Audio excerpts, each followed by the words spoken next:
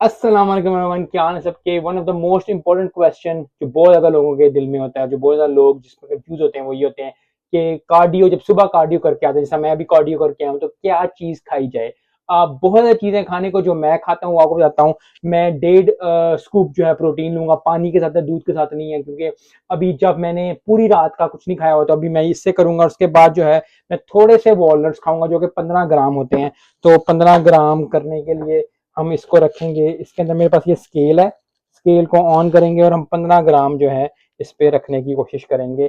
तो आप अगर आप प्रोटीन नहीं खा सकते, अगर प्रोटीन नहीं है आपके पास, तो आप अंडे खा सकते हैं। अगर अंडे नहीं खा सकते तो चिकन खा सकते हैं, चिकन नहीं खा सकते तो पनीर खा सकते हैं।